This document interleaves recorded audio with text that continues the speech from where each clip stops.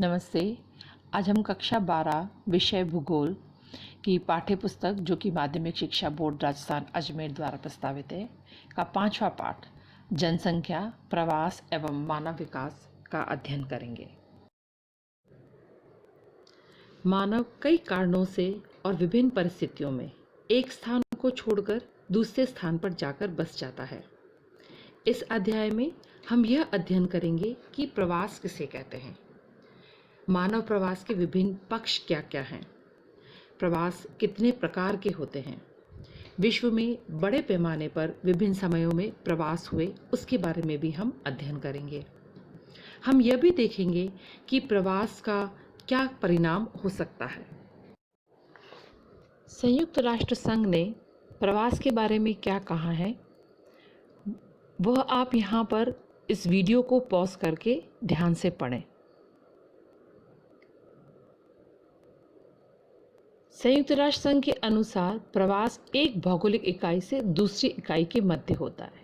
यहाँ भौगोलिक इकाई का मतलब है कोई भी एक स्थान, चाहे वो एक गांव हो, शहर हो, राज्य हो, देश हो या महाद्वीप हो। इसी तरह से व्यक्ति अपने मूल स्थान को छोड़ करके किसी दूसरे स्थान पर जाकर रहने लगता है और यह निवास उसका स्थायी होता है, यानी परिवर्तन स्थायी रूप से होता है। इसी तरह से बॉग महोदय ने भी बड़े सरल शब्दों में यही बताया है कि प्रवास में एक मनुष्य या उसका समूह अपने स्थान को छोड़ करके दूसरे स्थान पर जाकर के स्थायी रूप से बसता है।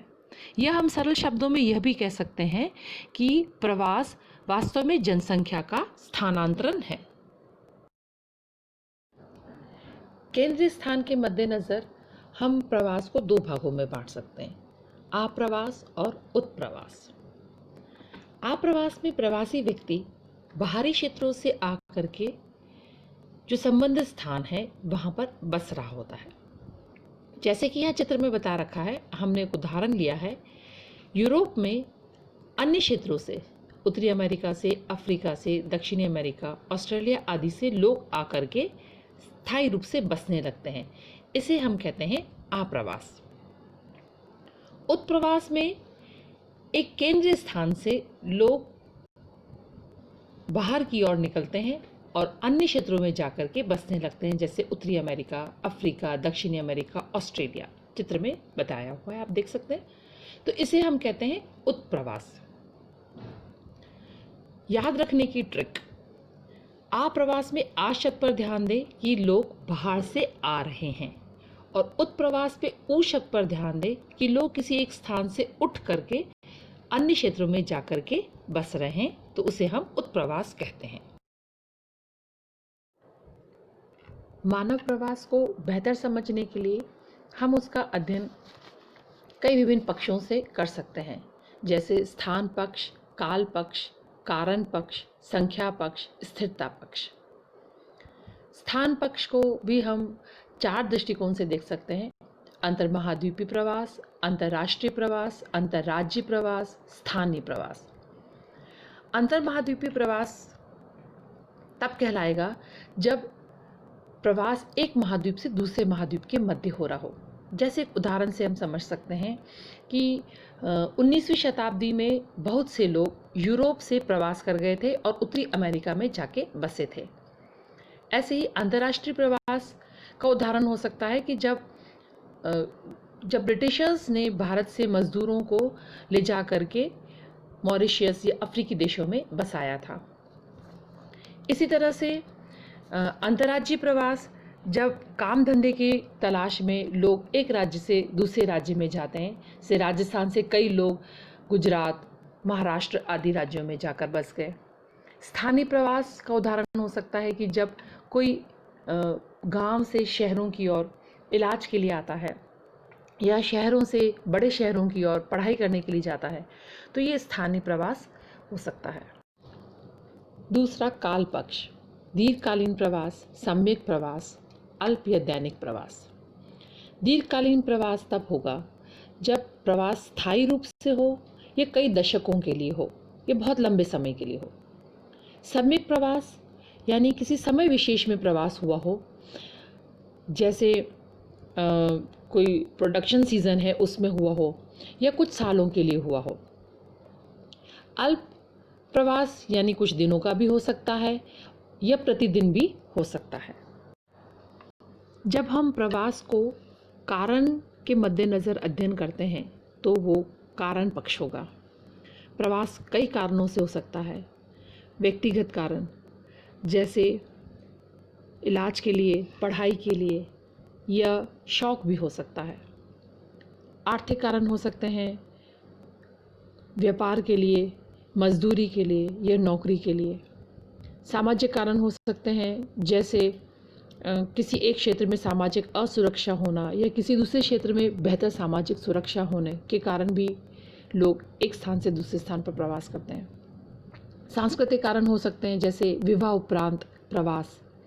राजनीतिक कारण हो सकते हैं, युद्ध या राजनीतिक अस्थिरता के कारण। प्राकृतिक कारण हो सकते हैं, जैसे वर्तमान में हम देख रहे हैं कि महामारी के चलते लोग एक स्थान से दूसरे स्थान पर प्रवास कर रहे हैं। तो इस तरह से कई कारणों से प्रवास हो सकता है। जब हम प्रवास को संख्या के मद्देनज़र अध्ययन करते हैं तो वो होगा संख्या पक्ष। इसको भी हम 3 तरह से देख सकते हैं: बृहद संख्यक प्रवास, मध्यम संख्यक प्रवास या अल्पसंख्यक प्रवास। स्थिरता पक्ष में हम 2 तरह से प्रवास का अध्ययन कर सकते हैं: स्थायी प्रवास और अस्थायी प्रवास। अंतर्राष्ट्रीय प्रवास यानी कि 2 देशों के बीच में होने वाला प्रवास। इसकी संकल्पना: विश्व में एक महाद्वीप के देश के मध्य या एक महाद्वीप से दूसरे महाद्वीप के देशों के मध्य में लोगों के होने वाले प्रवास को अंतर्राष्ट्रीय प्रवास कहते हैं। प्रवास, जैसे कि हम पहले भी देख चुके हैं, कि कई कारणों से होता है। सदियों से अंतर्राष्ट्रीय स्तर पर आर्थिक, सामाजिक, राजनीतिक और धार्मिक कारणों से स्थानांतरण होता रहा है। इस स्लाइड में एक मानचित्र दिया गया है जिसमें प्राचीन काल में मानव जातियों के प्रवास को विभिन्न तीरों से दर्शाया गया है। आप वीडियो को पॉज करके इस मानचित्र को अच्छे से अध्ययन करें कि कहाँ कहाँ पर प्रवास हुआ है। विश्व के प्रमुख अंतर्राष्ट्रीय प्रवास। यहाँ हम 2 तरह के प्रवास के बारे में अध्ययन करेंगे। एक यूरोप से होने वाले प्रवास और इसके बाद वाली स्लाइड में एशिया से होने वाले प्रवास के बारे में पढ़ेंगे। यूरोपीय प्रवास प्रमुखतः कहाँ से हुआ? यूरोप महाद्वीप के उत्तरी पश्चिमी भाग में समुद्री तट पर स्थित देश इंग्लैंड, फ्रांस, जर्मनी, पुर्तगाल, स्पेन, नीदरलैंड आदि देशों से हुआ। क्योंकि ये देश समुद्री तट पर स्थित थे, इसलिए यहाँ पर जो नाविक थे उन्होंने कई महाद्वीपों तक समुद्री मार्ग की खोज की और फिर उसके बाद धीरे धीरे वो लोग उन्हीं क्षेत्रों में जाकर के स्थायी रूप से बस गए। ये सब कब हुआ? 12वीं शताब्दी से 20वीं शताब्दी के मध्य हुआ। पर 1820 के पूर्व ये प्रवास बहुत कम था। पर 1820 के बाद 1940 के मध्य 6 करोड़ से भी अधिक यूरोपीय लोग अन्य महाद्वीपों की ओर प्रवास कर गए और प्रमुखतः ये प्रवास जो है संयुक्त राज्य अमेरिका को था। अब प्रवास का क्या कारण था? यूरोप महाद्वीप में बढ़ती जनसंख्या और संसाधनों की कमी के कारण वहाँ पर जीवन स्तर बहुत गिरने लगा था। जनसंख्या के कारण आवश्यकताएं बढ़ रही थी पर संसाधन नहीं थे और इसीलिए उन लोगों ने बाहर की ओर निकलना बेहतर समझा। अपनी उच्च तकनीक के उपयोग से इन लोगों ने जिन क्षेत्रों में लोग गए वहाँ जाकर संसाधनों का अति तीव्र गति से दोहन किया और बहुत सा लाभ कमाया। तो ये लाभ जो मिल रहा था यह भी एक तरह से एक बहुत इम्पॉर्टेंट फैक्टर था कि लोगों को इन क्षेत्रों में आकर्षित कर रहा था। यूरोप से लोग ज़्यादातर कहाँ गए? इसको हम 2 मुख्य क्षेत्रों में बांटकर समझ सकते हैं। पहला था उष्णकटिबंधीय क्षेत्र। उत्तरी अमेरिका एवं दक्षिणी अमेरिका के समुद्र तटीय उष्णकटिबंधीय क्षेत्र व एशिया महाद्वीप के दक्षिणी पूर्वी भाग में स्थित देशों में लोग ज़्यादा जाकर के बसे। वहाँ पर इन लोगों ने, क्योंकि उष्णकटिबंधीय क्षेत्र था और काफ़ी अधिक गर्मी होती है, मौसम उपयुक्त था, तो इन क्षेत्रों में उन लोगों ने अधिकतर कपास, गन्ना, गर्म मसाले, तंबाकू, कहवा, चाय, चावल आदि की खेती की, व्यापारिक उत्पादन किया, बड़े पैमाने पर उत्पादन किया। बड़े पैमाने पर उत्पादन करने के लिए इन्हें बहुत सारे मजदूरों की आवश्यकता थी क्योंकि उन्होंने इन क्षेत्र की राजनीतिक क्षेत्र में भी काफ़ी हस्तक्षेप किया था और काफ़ी शक्तिशाली हो गए थे। तो इन्होंने वहाँ के लोगों को जबरन बागानों में मजदूरी करने के लिए अलग अलग क्षेत्रों में भेजा और काम करवाया, जिससे कि उन्हें काफ़ी लाभ भी प्राप्त हुआ। दूसरा क्षेत्र जहाँ पर ज़्यादातर ये लोग जाकर बसे वो थे शीतोष्ण कटिबंधीय क्षेत्र। शीतोष्ण कटिबंधीय क्षेत्र वे होते हैं जहाँ पर बहुत अधिक गर्मी नहीं होती और इस क्षेत्र की जलवायु कुछ अपने उनके मूल क्षेत्र यूरोप जैसी थी, इसलिए वहाँ जाकर के उन्होंने बसना ज़्यादा पसंद किया। उत्तरी अमेरिका के संयुक्त राज्य, कनाडा, दक्षिणी अफ्रीका, ऑस्ट्रेलिया, न्यूजीलैंड आदि देशों में ये लोग स्थायी रूप से जाकर बसे। कारण था अनुकूल जलवायु और दूसरा प्रमुख कारण था कि इन क्षेत्र में पहले ही जनसंख्या बहुत कम थी। विश्व के प्रमुख अंतर्राष्ट्रीय प्रवास में दूसरा बिंदु है एशियाई देशों से प्रवास। एशियाई देशों से प्रवास को हम दो कालखंड में अध्ययन करेंगे, प्रागैतिहासिक काल में होने वाले प्रवास और 18वीं शताब्दी में जो प्रवास हुए थे उनके बारे में।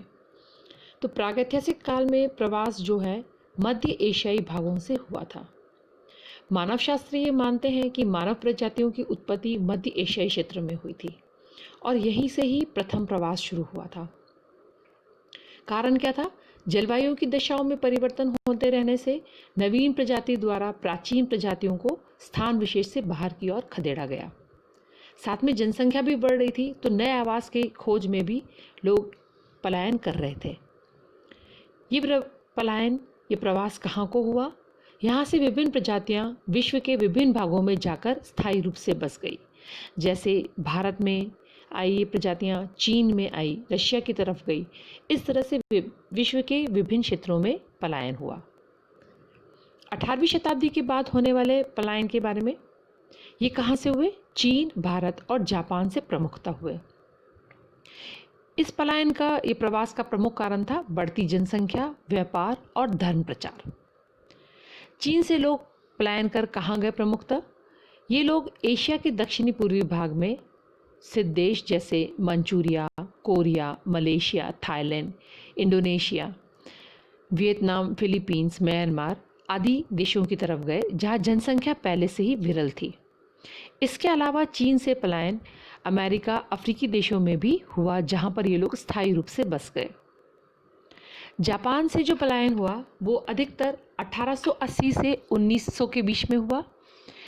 जापानी लोग मध्य हवाई द्वीप, संयुक्त राज्य America, Canada, Brazil, Australia, Manchuria, Korea, Malaysia आदि देशों में जाकर बस गए। भारत से पलायन एक तो हुआ बौद्ध धर्म के प्रचार प्रसार के लिए। बौद्ध भिक्षु प्राचीन काल में म्यांमार, श्रीलंका, मलेशिया, इंडोनेशिया आदि देशों में गए। और दूसरा, अंग्रेज़ के शासनकाल के समय अंग्रेज़ों ने अपने कृषि बागानों पर मजदूरी करवाने हेतु भारतीयों को दक्षिणी अफ्रीका, मॉरिशस, फिजी, त्रिनिडाद आदि स्थानांतरित किया और ये लोग वहीं पर ही फिर स्थायी रूप से बस गए और वहीं के निवासी हो गए। इससे पहले वाली स्लाइड्स में हमने अंतर्राष्ट्रीय प्रवास के बारे में पढ़ा, जिसमें हमने यूरोप और एशिया से होने वाले प्रवास का विस्तार से देखा था। अब हम पढ़ेंगे अंतर्राज्यीय प्रवास। अंतर्राज्यीय प्रवास की संकल्पना: एक ही देश के विभिन्न राज्यों या प्रदेशों के मध्य लोगों के एक स्थान से दूसरे स्थान की ओर होने वाले प्रवासन को आंतरिक प्रवासन या अंतर्राज्यीय प्रवासन कहते हैं। जैसे उदाहरण से हम यूँ समझ सकते हैं कि राजस्थान से लोग महाराष्ट्र या गुजरात काम करने के लिए जाते हैं, तो ये अंतर्राज्यीय प्रवास होगा। कारण: विश्व के लगभग प्रत्येक देश में लोग एक प्रांत से दूसरे प्रांत की ओर व्यापार, उद्योग, कृषि, खनन, मजदूरी आदि करने के उद्देश्य से स्थानांतरित होते रहते हैं। आपने भी अपने आसपास के क्षेत्रों में देखा होगा कि बहुत से लोग काम करने के लिए दूसरे राज्यों में जाते हैं या दूसरे राज्यों से बहुत से लोग काम करने के लिए हमारे क्षेत्र में आए हुए होते हैं। यहाँ भी कुछ और उदाहरण दे रखे हैं। जैसे भारत में स्वतंत्रता प्राप्ति के बाद उत्तर प्रदेश व हरियाणा से कई लोग दिल्ली आकर बस गए।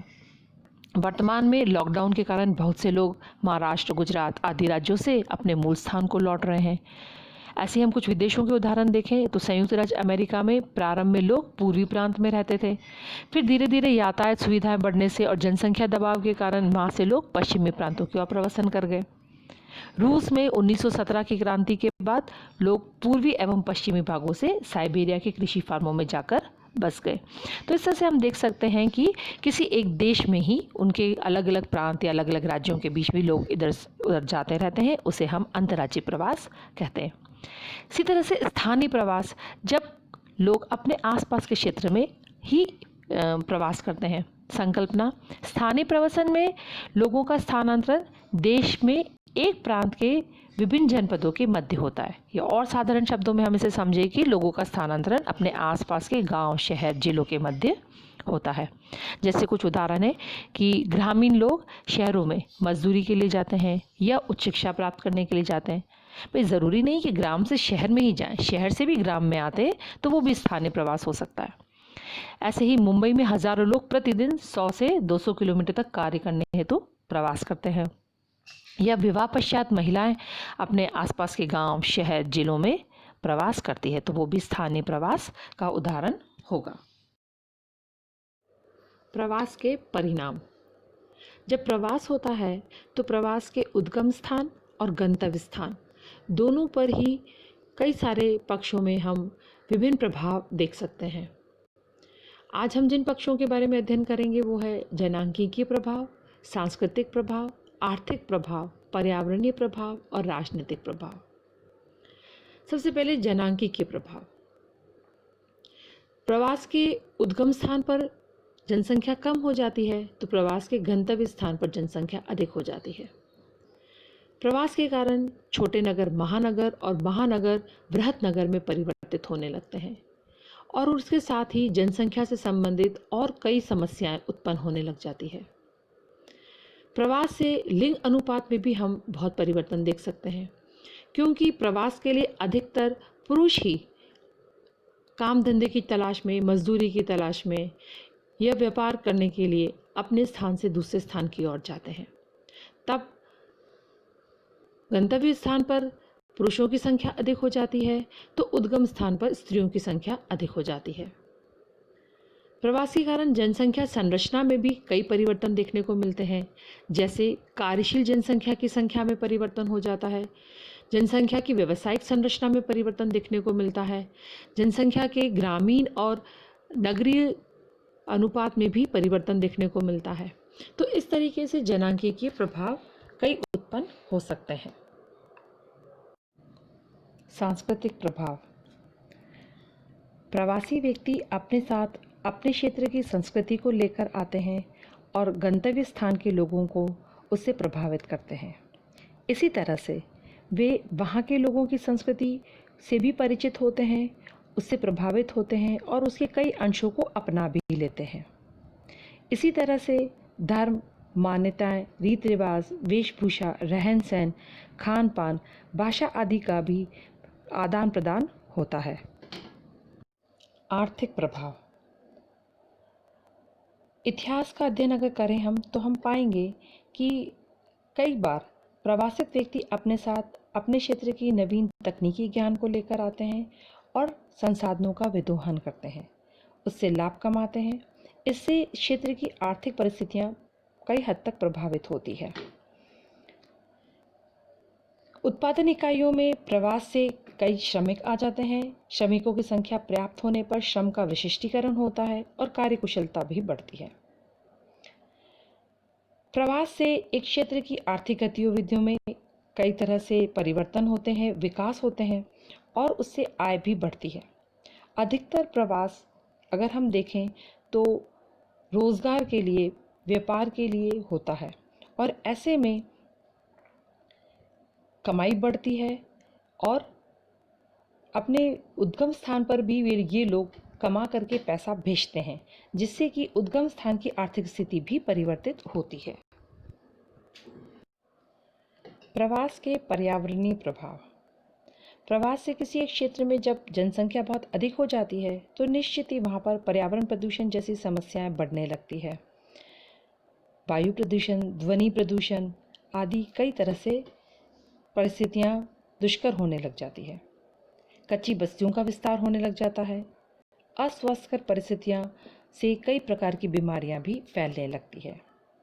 प्रवास के राजनीतिक प्रभाव भी होते हैं। प्रवास करके आने वाले व्यक्ति प्रदेश की राजनीति में हस्तक्षेप करते हैं, जैसे कि अंग्रेज़ों ने हमारे देश में किया था। प्रवास से वोट बैंक में भी परिवर्तन होता है। इसका उदाहरण हम देख सकते हैं कि बांग्लादेशी लोग जो भारत में आए, उन्होंने उस क्षेत्र की वोट बैंक में काफ़ी प्रभाव उत्पन्न किया। इसी तरह से प्रवास से किसी एक क्षेत्र की जो नीतियाँ बनती है, कानून बनते हैं, उनमें भी कई प्रकार के परिवर्तन होते हैं और उनमें भी प्रभाव पड़ता है। इस तरह से प्रवास से हम देख सकते हैं कि कई विभिन्न प्रकार के प्रभाव उत्पन्न होते हैं। धन्यवाद एवं शुभकामनाएं। इसके बाद अगला वीडियो आप देखेंगे इसी पाठ का दूसरा भाग मानव विकास पर।